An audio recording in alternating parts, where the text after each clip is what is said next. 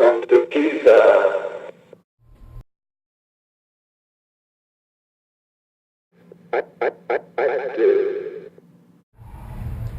Now that we've gone over some of that stuff, there's a lot of other stuff, of course. Like I said, it's all about mentality when it comes to Q-ZAR.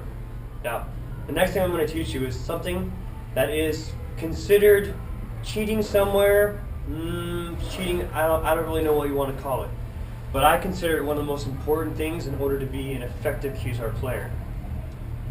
When it comes to cheap packs, okay? People can say what they want about cheap packs, all right? But cheap packs are a part of Q-ZAR. They are a part of the game. There's nothing you can do to take these things out of the game, all right? Cheap pack, when you're playing one-on-one, is a big deal. When you're playing a team game, it becomes less of a big deal, all right? But when in one-on-ones especially, a cheap pack is very, very crucial. Recognizing what is cheap about it, recognizing what to do about it, has to happen immediately, okay? When you're playing somebody, and then you see, oh, what? I just tagged you in the back. If you know you tagged them in the back, make a mental recording of that. That pack has a bad back sensor. When you're playing, how does the phaser feel? Is the IR really strong? Are you getting tinks every time? These are something as a captain you need to start understanding. If you get a tink every time, make sure you're using that pack as effective as possible. Number one, if you're playing one-on-one, a pack has a strong IR, bad back sensor. You better make sure that if you have it first half, you use it as most effectively as possible. Make sure you're getting tinks every shot. Make sure you try to get active. These are all things you want to make sure you do the first half when you have the pack. Now the second half, when you're going against that pack, what do you do differently? What do you do differently? You make sure that you understand what are bad about that pack. What is bad, about that pack. If it's got a bad back sensor, why would you shoot for the back? Start to maneuver your body into a way where that person has to reach out to make sure that you can shoot their front much more efficiently. Make sure they're trying to reach. Don't give them your back sensor. Make sure they're shooting for your front sensor. That way, you're opening their front sensor up more. If their front sensor's bad, show them your back more. That way, you can shoot their back easier. All right. Now, when it comes to this kind of play, understand when you're going against a cheap pack, some of the best things you can do is don't try to play the player. Just try to trade. All right. Damage control is what I call this. All right. If you know a pack has a bad back sensor and they're not going to trade it out, of course, like I said, a lot of times these packs are in the arena. If you can control them not being in the arena, that's just as good. But most of the time, there are going to be other cheap packs as well. So understanding what that cheap pack problem is very important. That way you can now mentally adjust for what's going down. If you're going against a pack that has a bad back sensor, learn to just trade with it, all right? Get into situations where you know that you're going to be able to shoot that front sensor every single time. Make that person reach further. Don't give them an easy back shot to make it harder for you to shoot their front sensor, okay? Make sure you're always keeping them out in the open as much as possible during these games. Play more defensively, all right? When you do get them down, try to put them in a situation where you're not going to have to shoot them in the back. Try to make sure you're shooting them in the front. Same thing with any other bad sensor. When it comes to team games, a cheap pack is a very important aspect. All right. Also, a good pack is also a good important aspect. If you have a pack that has a very strong IR, make sure you give this to your roamer, because your roamer needs to have the strongest pack in the arena. I'm the roamer for my team, and I can tell you the first thing, I don't want to have a cheap pack. The only time I typically take a cheap pack is if the cheap pack comes with the strongest IR in the arena. That is the only time typically I will grab a cheap pack. Typically what I want to do is I want to give the pack that's hard to hit to the person who has the most important position.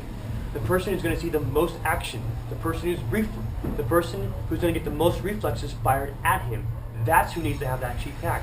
As a captain, it's your job in order to look to find these things and to make sure that you're using the packs as efficiently as possible.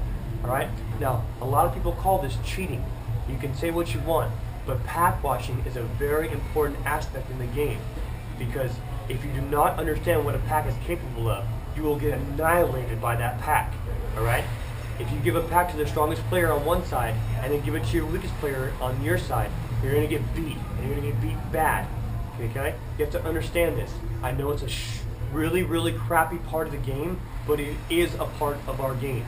Unless you come to our arena where every single pack is perfectly in order and you have the best tech in the world, okay? Otherwise, in every other tournament, there's going to be cheap packs involved every single game that you play. Alright? Now, sorry, back's a little hurt. Next thing I want to go on about is people telegraph. The reason why I beat people is not because I always outmaneuver them, but because people sometimes telegraph what they're going to do. Alright? Watching somebody's hips and shoulders is very important in understanding how they're going to telegraph what moves they're going to do. A lot of times people tend to move their right foot forward when they're going for a back shot. Alright? Understand this. The minute you see that right hip move forward and that knee move forward, they're probably going to go for your back. When you see them move their left leg forward, you see them watch where they're looking. See if they're moving their whole body toward the front, they're probably going for the front. The minute they telegraph these moves, you want to start adjusting your body in order to do that, in order to block those shots. Alright? Telegraphs are something you also want to start programming into your brain. Now, I can do this. I don't know how many of you can do this, but I can do this pretty well. When a person shows me a move, shows me the way they telegraph, my body programs that move into thinking, when they move this body part, now they're going for the back. And then what I do is, after a while, I start slowly programming every move they have until I get to the point where I basically know what they're going to do. Now, for some of you, this may be impossible. Your brain doesn't work that way. I can understand that. Then what I want you to do is, I want you to concentrate. Which are the most effective shots that they're shooting you on? Those are the shots I want you to program into your head then. Alright? I want you to program exactly what they're going to do on those two shots that they're shooting you the most on. Are they piercing you? Why are they piercing you? Probably because you're not thinking and you're not using your brain. Alright? You want to make sure that you're watching what they do and how they're shooting you. Alright? Very, very, very important. If a person, once you've learned somebody's telegraph, don't question it. Make it a muscle memory. They move that right knee, immediately drop your right knee and twist with your body because you know they're going for the back. Don't question it. Okay? Don't think it. It becomes a reaction then. Just like if somebody were coming over with a right hand to your face. If you block it, if they telegraph it, you're gonna block the same way every time. You're not gonna, oh well maybe I should try to block it this way. No. You're gonna block it the same way every single time. Right? By doing this, you outmaneuver your player before they can even try to shoot you. Right? You're not reacting then to their phaser, you're reacting to their body, which makes it a lot easier to block somebody because you have that much more time in order to block their shot. Now the last thing I want to go over is the most efficient way to tag somebody. You need to find your most efficient way to tag somebody. Alright? This meaning, what is the fastest way back into your cover? Now, for me personally, the fastest way back into my cover is an underneath shot or the side cover because I'm in a Cali cover. Because for me to come from here to here is fastest. Understand that. That is the most efficient way for me to shoot somebody. So what am I going to do? I'm going to maneuver my body in a way that makes it so I'm actually getting closer to shooting their front sensor. I'm basically rotating to their left in order to find their hole in their front of their cover. Alright? Because that's the fastest way back into my cover. For some people, shooting to the back is the fastest cover. They snap back into their cover quicker this way. You know? And especially if you understand this, typically people who shoot when you shoot somebody in the back, they typically go for a back shot. So, you shoot for the back, understand it, and know that they're going to go for that, so you immediately drop down. You know, it needs to become one fluid motion.